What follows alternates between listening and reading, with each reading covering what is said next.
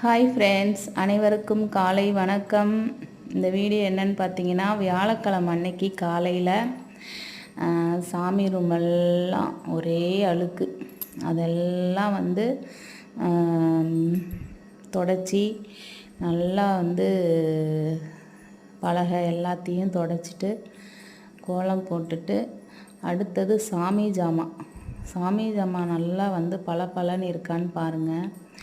நான் எந்த மெத்தடில் விளக்குவேன்னு பார்த்தீங்கன்னா, ரொம்ப ஈஸியான டிப்ஸ் தான் இது. சபீனா பவுடர் இருக்குது இல்லையா, 5 ரூபாயா 25 ரூபா தெரியல. அது ஒன்று வாங்கினாலே நம்ம 4 டைம் 5 டைம் கூடயும் விளக்கலாம், அந்த மாதிரி இருக்கும். லெமன் ஒரு 4 எடுத்துக்கோங்க. உங்கள் பூஜை ஜாமானுக்கு எவ்வளோ தேவைப்படுமோ அத்தனை லெமன் எடுத்துக்கோங்க. இதுக்கு நல்ல பழம்தான் போடணுன்னு இல்லை.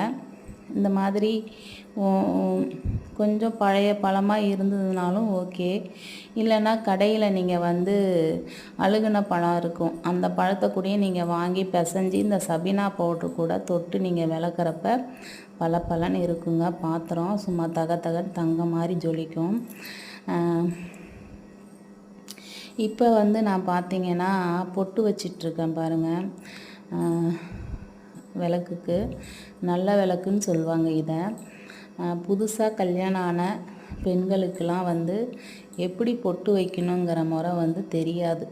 அவங்களாம் வீடியோ பார்த்தீங்கன்னா நான் சொல்கிற மாதிரி வைங்க.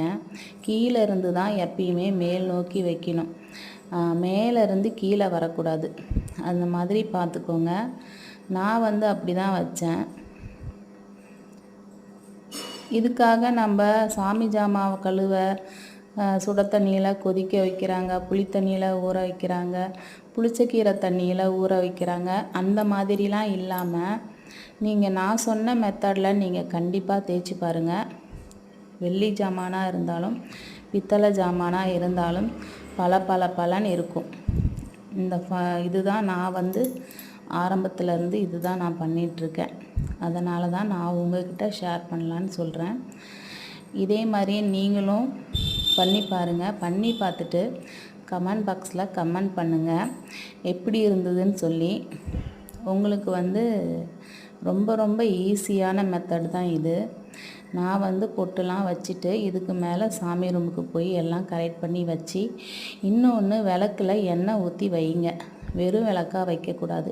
காலையில் ஏஞ்ச உடனே விளக்கேற்றிடுங்க. ஓகே, இதோட இந்த வீடியோ முடிச்சுக்கிறேன். நன்றி, வணக்கம்.